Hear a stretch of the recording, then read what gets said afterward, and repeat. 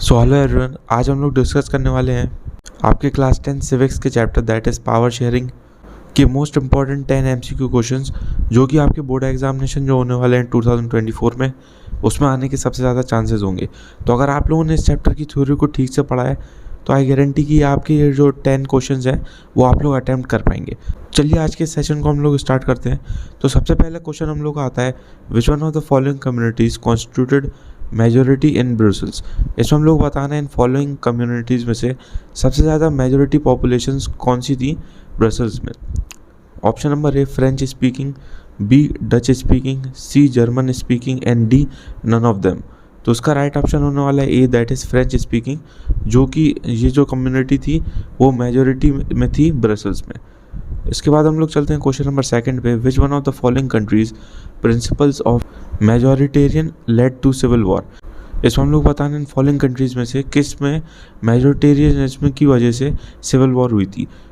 Option number A Pakistan, B Sri Lanka, C Belgium and D India.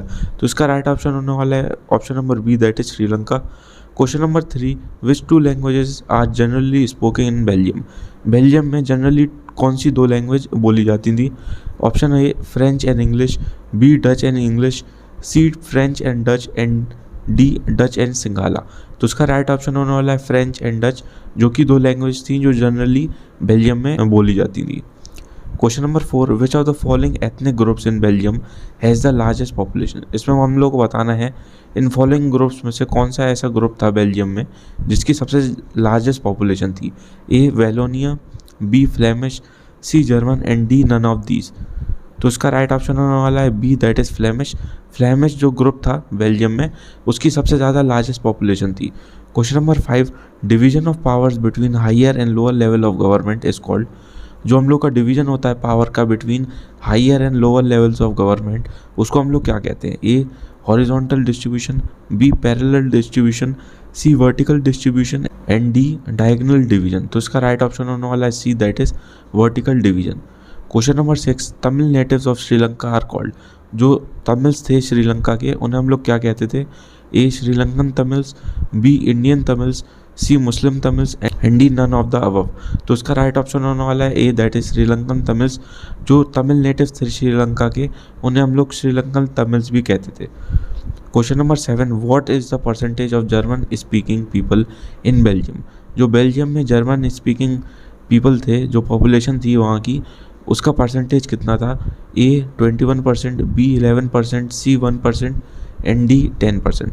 तो उसका right option होने वाला है C that is 1%।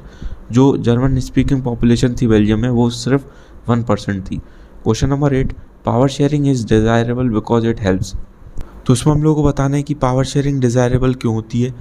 Option A to increase pressure on government, B to reduce possibility of conflicts, C to general awareness among people and D to increase percentage of vote. तो उसका right option होने वाला है B that is to reduce possibility of conflicts.